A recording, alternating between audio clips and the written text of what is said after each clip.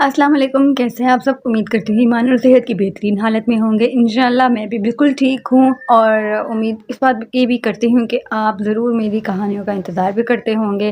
اس لیے میں آپ کے انتظار کو ختم کرتی ہوں اور شروع کرتی ہوں آج کی کہانی۔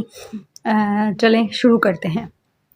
ایک عورت اپنے شوہر کے تنگ حالات کی بنا پر ایک خوشحال آدمی کے گھر گئی اور دروازہ کھٹکھٹایا۔ ایک آدمی باہر آیا اور اس سے پوچھا، تم کیا چاہتی ہو؟ عورت نے کہا، میں تمہارے مالک سے ملنا چاہتی ہوں۔ خادم نے پوچھا، تم کون ہو؟ عورت نے کہا، اسے بتاؤ کہ میں اس کی بہن ہوں۔ خادم جانتا تھا کہ اس کے مالک کی کوئی بہن نہیں ہے، تو وہ اندر گیا اور اپنے مالک سے کہا، مالک، دروازے پر ایک عورت جو دعویٰ کرتی ہے کہ وہ آپ کی بہن ہے۔ مالک نے کہا، اسے اندر لے آؤ۔ عورت اندر آئی۔ مالک نے اسے خوش دلی سے استقبال کیا اور پوچھا، تم میرے کس بھائی کی بہن ہو؟ اللہ تم پر رحم کرے۔ عورت نے کہا، میں آدم کی بیٹی ہوں۔ خوشحال آدمی نے اپنے دل میں سوچا، یہ عورت واقعی بے یار و مددگار ہے، میں پہلا شخص ہوں گا جو اس کی مدد کرے گا۔ عورت نے کہا، اے میرے بھائی، شاید آپ جیسے لوگوں کو معلوم نہ ہو کہ غربت کا ذائقہ کتنا کڑوا ہوتا ہے۔ اسی غربت کی وجہ سے میں اپنے شوہر کے ساتھ طلاق کے دروازے پر کھڑی ہوں۔ کیا آپ کے پاس کچھ ہے جو آپ قیامت کے دن کے لیے دے سکیں؟ کیا آپ کے پاس کچھ ہے جو آپ قیامت کے دن کے لیے دے سکیں؟ آپ کے پاس جو کچھ ہے وہ ختم ہو جائے گا، لیکن جو اللہ کے پاس ہے وہ باقی رہے گا۔ خوشحال آدمی نے کہا، دوبارہ کہو۔ عورت نے کہا، اے میرے بھائی، شاید آپ جیسے لوگوں کو معلوم نہ ہو کہ غربت کا ذائقہ کتنا کڑوا ہوتا ہے۔ اس غربت کے ساتھ طلاق کے دروازے پر کھڑی ہوں۔ کیا آپ کے پاس کچھ ہے جو آپ قیامت کے دن کے لیے دے سکیں؟ آپ کے پاس جو کچھ ہے وہ ختم ہو جائے گا، لیکن جو اللہ کے پاس ہے وہ باقی رہے گا۔ خوشحال آدمی نے کہا، دوبارہ کہو۔ عورت نے تیسری بار کہا۔ پھر خوشحال آدمی نے چوتھی بار کہا، دوبارہ کہو۔ عورت نے کہا، مجھے نہیں لگتا کہ آپ نے مجھے سمجھا ہے، اور دوبارہ کہنا میرے لیے ذلت ہے۔ میں نے کبھی اپنے آپ کو اللہ کے سوا کسی اور کے سامنے ذلیل نہیں کیا۔ خوشحال آدمی نے کہا، اللہ کی قسم، مجھے تمہاری بات کی خوبصورتی پسند آئی۔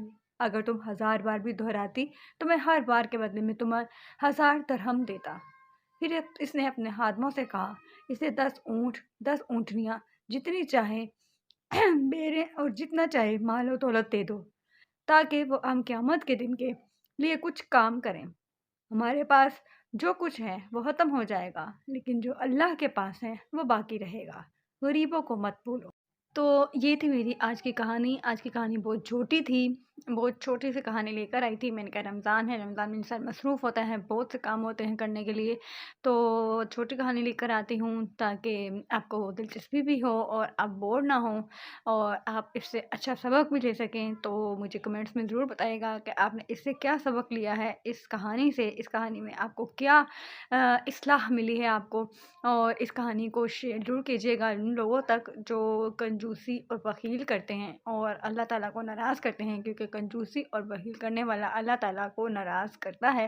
اور ہمیں اللہ تعالیٰ کے در سے امید رکھنی چاہیے۔ اللہ تعالیٰ ہمیں ضرور ہماری نیکیوں کا صلہ دیتا ہے، اگر وہ یہاں نہیں دیتا تو وہ انہیں اپنے پاس، اپنے ہاں آخرت کے دن کے لیے جمع کر کے رکھتا ہے، اور اللہ تعالیٰ ہمیں ان سب کا اجر بھی دے گا انشاءاللہ۔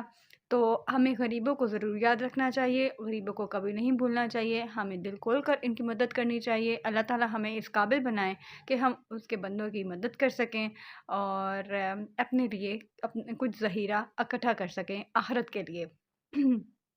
تو اس کے ساتھ ہی میں رمضان جو کہ اب گزر رہا ہے، گزر چکا ہے اور کچھ دن باقی رہ گئے ہیں، اس کے لیے کچھ لائن بولوں گی رمضان کی خوبصورتی کو بیان کرنے کے لیے۔ الوداع اے ماہ رمضان، تیرے سحر و افطار کی برکتیں، تیری رحمتوں اور برکتوں کی گھڑیاں دل کو رلاتی ہیں۔ کاش یہ رحمتیں ہمیشہ ہمارے ساتھ رہیں۔ اے رمضان، تیری جدائی کا غم آنکھوں کو نم کر رہا ہے، دعا ہے کہ اللہ ہمیں اگلے سال پھر تیری سعادت نصیب فرمائے، آمین۔ الوداع اے رحمتوں والے مہینے، تیری برکتوں کا سایہ ہم پر ہمیشہ قائم رہے اور ہماری عبادت قبول ہو۔